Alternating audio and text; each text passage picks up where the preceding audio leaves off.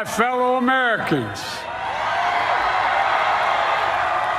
and the people who brought me to the dance, Delawareans. I see my buddy Senator Tom Carper down there, and I think Senator Coons is there, and I think the governor's around. Is that Ruth Ann? And that former Governor Ruth Ann Minner. Most importantly, my sisters-in-law and my sister Valerie. Anyway. Folks, the people of this nation have spoken. They've delivered us a clear victory, a convincing victory, a victory for we the people. We've won with the most votes ever cast on a presidential ticket in the history of the nation. 74 million.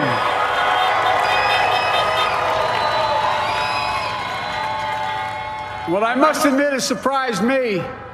Tonight, we're seeing all over this nation, all cities and all parts of the country, indeed across the world, an outpouring of joy, of hope, renewed faith in tomorrow, bring a better day.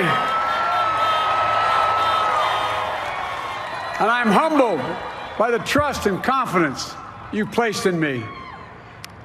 I pledge to be a president who seeks not to divide, but unify, who doesn't see red states and blue states, only sees the United States, and work with all my heart, with the confidence of the whole people, to win the confidence of all of you. And for that is what America, I believe, is about. It's about people. And that's what our administration will be all about. I sought this office to restore the soul of America, to rebuild the backbone of this nation, the middle class, and to make America respected around the world again. And to unite us here at home. It's the honor of my lifetime that so many millions of Americans have voted for that vision. And now, the work of making that vision is real. It's a task, the task of our time. Folks, as I said many times before, I'm Jill's husband. And I would not be here without her love and tireless support of Jill and my son Hunter and Ashley, my daughter, and all our grandchildren and their spouses and all our family. They're my heart. Jill's a mom, a military mom, an educator. And she has dedicated her life to education. But teaching isn't just what she does, it's who she is. For American educators, this is a great day for y'all. You're going to have one of your own in the White House. And Jill's going to make a great First Lady. I'm so proud of her.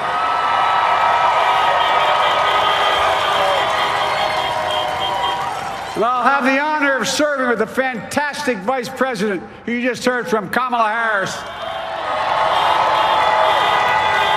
who makes history as the first woman, first black woman, the first woman from South Asian descent, the first daughter of an immigrant ever elected in this country. Don't tell me it's not possible in the United States. It's long overdue. And we're reminded tonight of those who fought so hard for so many years to make this happen. But once again, America's bent the arc of the moral universe more toward justice. Kamala, Doug, like it or not, your family, you become an honorary Biden, there's no way out. All those of you who volunteered and worked the polls in the middle of this pandemic, local elected officials, you deserve a special thanks from the entire nation. And to my campaign team and all the volunteers and all who gave so much of themselves to make this moment possible, I owe you. I owe you. I owe you everything. and to all those who supported us. I'm proud of the campaign we built and ran. I'm proud of the coalition we put together, the broadest and most diverse coalition in history.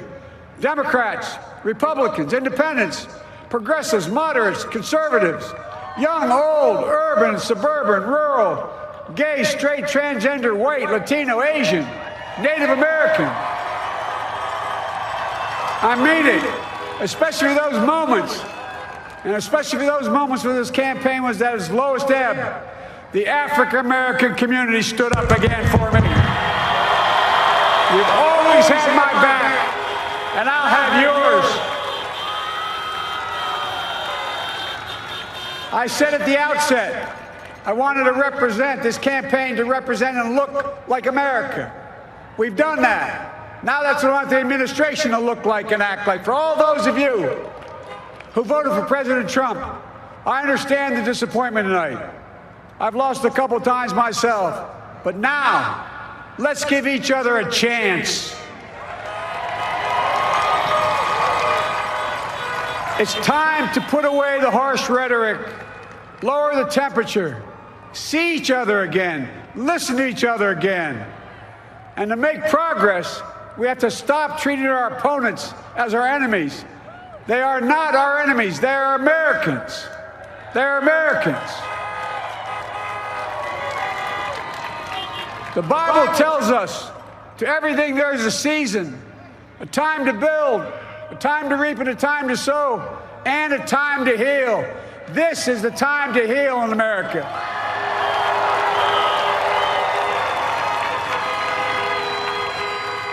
Now this campaign is over. What is the will of the people? What is our mandate? I believe it's this.